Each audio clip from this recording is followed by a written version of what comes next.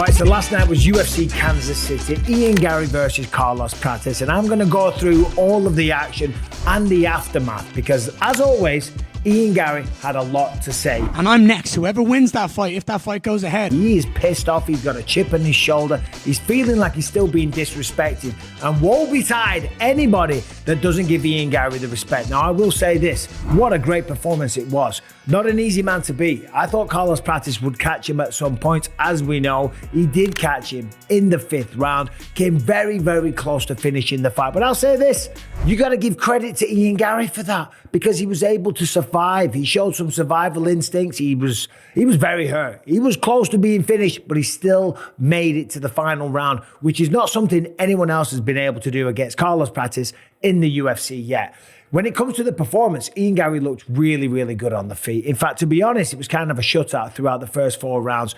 Beautiful footwork, excellent shot selection, mixing things up really well, not being predictable with his strikes, fast, sharp kicks, excellent takedowns as well. And yes, all the takedowns didn't land, but as we always know, and you hear us commentators say, just the threat of the takedown is enough to slow down the striker because they've got more to think about. Every time you make a little feint or you level change and you dip and you move and you jig and you jive, every time you do that, Carloes Prates is like, is he going to shoot for a takedown? Do I need to sprawl? Do I need to lower my base? So it slows you down as a striker. As I say, Ian Garry looked phenomenal tonight. He did. He got the job done. He beat Carloes Prates. Full respect. He's now 16-1 with the only loss to SHAVKAT Rakmanov. And he's making a lot of noise and he's making a lot of predictions about the future. He's also saying that he's going to fly out for the next pay-per-view and he is the official backup for Jack Della Maddalena versus Belal Muhammad. He has taken 2 fights on short notice against SHAVKAT, against Prates. You got to give the man a little bit of respect. Yes, he does have somewhat of a personality that some of you might not gel with, but I like it, to be honest. I like it. Anyway, don't listen to me. Let's listen to the one and only Ian Garry. Let's see what he had to say here. Look, here's something that people aren't talking about. I didn't have to accept this fight. That's my back-to-back second fight in a row in short notice. And I'm going to do it again in 2 weeks' time in Montreal if I have the opportunity. I am the epitome of anyone, anywhere, anytime. And if you want to... Now, to be fair, he kind of is, right? Because a lot of people talk like that, but taking fights on short notice, it is the sign of a true fighter. It's the sign of someone that takes their career very seriously because to be able to do that, you got to be training all the time. A lot of people talk about it. To be fair, he's done it 2 times in a row now. Fight the best in the world, you become the best in the world when you get victories like today. And the world better realize and put some fucking respect on my name now. I am one of the best fighters in this division. Love me or hate me, you better show me some fucking respect now. Look. Yeah, well, I mean, to be fair, there it is, you know. And every time you go through a training camp, you do get better. And it was a risky fight because he did lose to SHAVKAT Rakmanov. Did okay in that fight. Had a really, really good 5th round, as we know. But if he'd have lost 2 in a row, there would have been massive consequences for the trajectory of his career. But he was willing to risk it. That tells me, it's got to tell you, this man is a real fighter. So fair play to him. Carloes Prates, there just wasn't enough output. And that's because of the footwork of Ian Garry. He would move backwards a little bit. He would circle all over the place. Lateral movement, like feinting with his movement as well. Picking great shots. Stomping to the lead leg. Front kick to the head. Throw up a big high kick. Straight shots, 1-2s. Dance around. Mixing a takedown. You know, he didn't get the finish, okay? A finish would have been great. A finish was kind of needed, if you will, to add that extra little bit of excitement, to get the world talking. But I'll tell you what, you got to give the man respect. So anyway, as we know, Ian Garry talks a lot, and he wasn't done there. So let's have a listen here, because he's talking about someone. Adrian was in here earlier, walking Buckley. There's some back and forth. That man is an absolute pussy. I don't care for anything he has to say. Leave him to be him, and let's move on. Well, you know, to be honest, I don't think Joaquin Buckley is the guy that's on his radar right now. Buckley's been talking a lot of shit because that's what Joaquin Buckley does, right? And again, I like that. It's good for the sport to have a personality. There was some shit going on at the weigh-ins where, I don't know, I saw a video where it was like he wouldn't get off the stage until Buckley got away from his baby or something like that. I don't know what it was, but to be fair, Buckley's just stirring the pot. Buckley talks mad shit about everyone, whether it's at a press conference, whether it's in a fight, whether it's in the fighter meetings. When we've interviewed him for fighter meetings, the chip on the shoulder is there. But still, let's have some more of Ian Garry. Let's hear what he has to say. You guys know I like plans, right? You guys know I have. Oh yeah, this is where he's like, he's planning out his roadmap to becoming the champion. And you could say he's taking a page from Ilia Topuria here, or Conor McGregor, or he's just exuding confidence, or you could say that the man is delusional. I don't think there's any more talks of that. I think after what he showed last night, and to be fair, what he's shown throughout the entirety of his career, yeah, again, you know, I think people, his personality grates on them, so they kind of diminish what he does inside of the octagon. But the proof is in the pudding, to be fair. Visions in my mind. Well, let me tell you what's next. I'm going to fight the winner. I believe it's Belal. And that's nothing against Jack. I just believe stylistically Belal has what it takes to get this fight done, and quite convincingly. So I'm going to fight Belal next. I'm going to beat Belal. Belal has said it many, many times. I am the toughest opponent in the division for him. Then when Belal doesn't have the belt, there's a certain pound for pound number one who wants to come up. And his name is Islam Makhachev. And I have nothing but love and respect for that man and his style, and it'd be an honor to share the octagon with him. I would love to go out there and prove against him in my first title defense that I'm the pound for pound number one. I beat him. I take that. Whoa. Easy, Tiger. Easy. I get it. Look, listen. I mean, he's calling out Belal to win against Jack. I understand because of the wrestling threat and what he did to Leon Edwards and most of his opposition, to be fair. Feels he's going to beat Belal. That will not be easy, but of course, you know, you got to be confident. Then he's going to take on Islam Makhachev. You know, slow your roll a little bit there, buddy. Status. I win my first title defense, and then SHAVKAT gets the rematch. And I'm going to go out there and I am going to dismantle that man and prove that he never won that fight. And that's my next fight, 3-fight plan. That's how I see it going, and I don't want that any other way. Well, I mean, I like it. Again, 3-fight plan. Beat Belal, beat Islam, then beat SHAVKAT Rakmanov. You know, I like it, right? At least the man has a vision. You can talk all the shit in the world, and I kind of get it. You know what I'm saying? But is that not what you want? Do you not want somebody with personality? I mean, I would rather see somebody like that, that's cocky, that's fighting in an octagon, that's someone that's a little bit, you know, yeah, it's great to be humble. It's great. It's like, oh my God, this guy's awesome. He's so humble, you know. But you want characters. So fair play to this guy. Now, of course, he took on Carloes Prates, that was undefeated in the UFC. And it could be the first loss of the team, the Fighting Nerds. The Fighting Nerds, as we know, from Brazil, incredible roster of fighters. They've got Caio Borralho, Jean Silva, Maurizio Ruffi, Carloes Prates. Coming into this one, they were 19-0. They were undefeated. That does, of course, change if Bruna Brazil is on the roster. Bruna Brazil was a part of the Fighting Nerds, and she did get beat, and she's not with the team anymore. Yeah!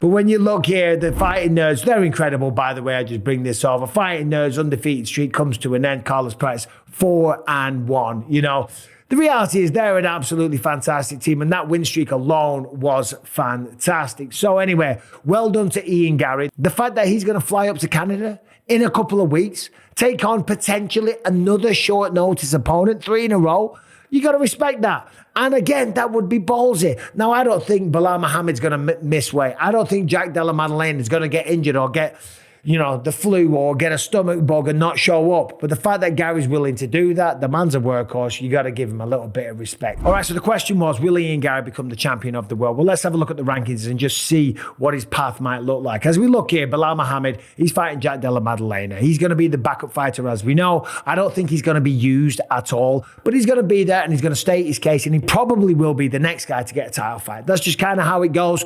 99.9% of the time. So who's he fighting that one? I don't know.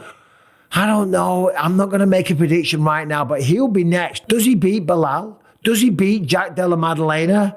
I don't know. I really don't know. Does he beat Leon Edwards, Kamaru Usman, Joaquin Buckley?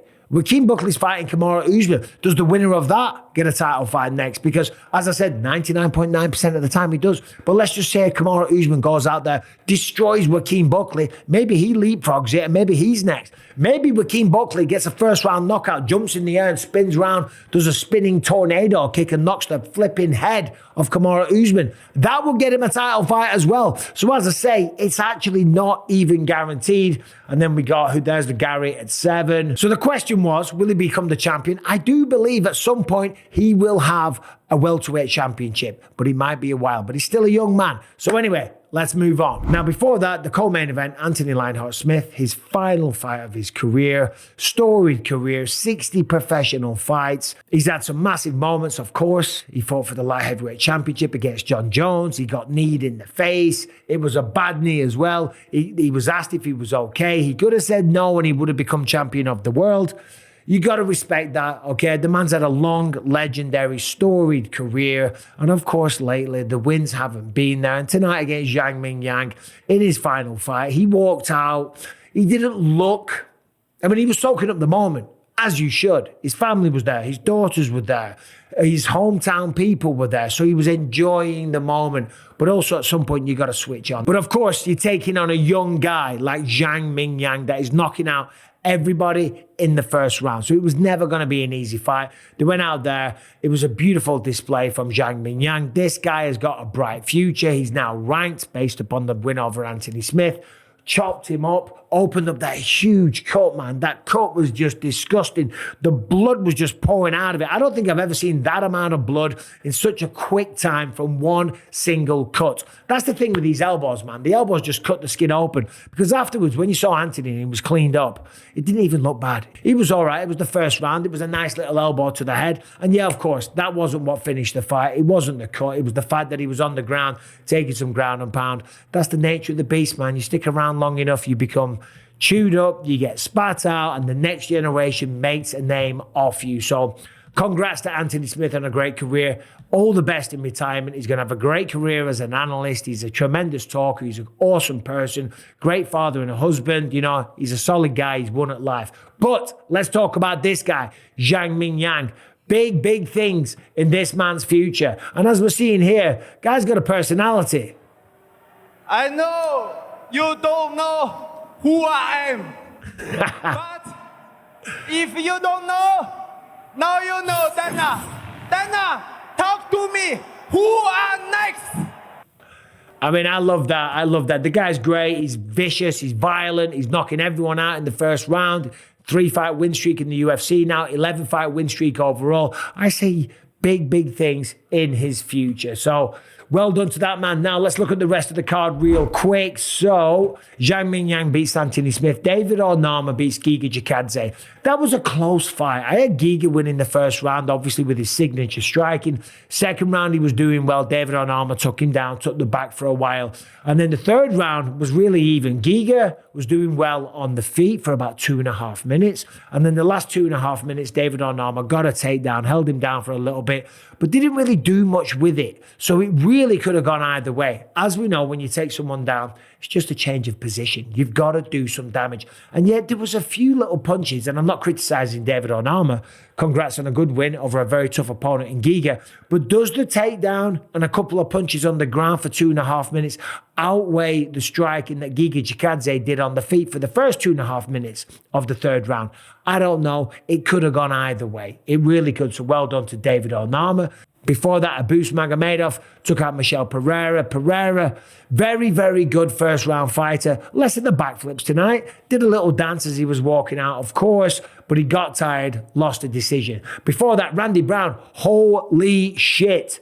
Randy Brown knocks out Nicholas Dolby with just a beautiful, vicious, disgusting knockout. Massive hook. Face down, knocks him out. Well done, rude boy, Randy Brown. And before that, Ikram Aliskerov had a triumphant return to the octagon, last time against Whittaker. Got stopped in the first round. This time it was his turn to go out there against Andre Muniz and get the stoppage via ground and pound. So there it is.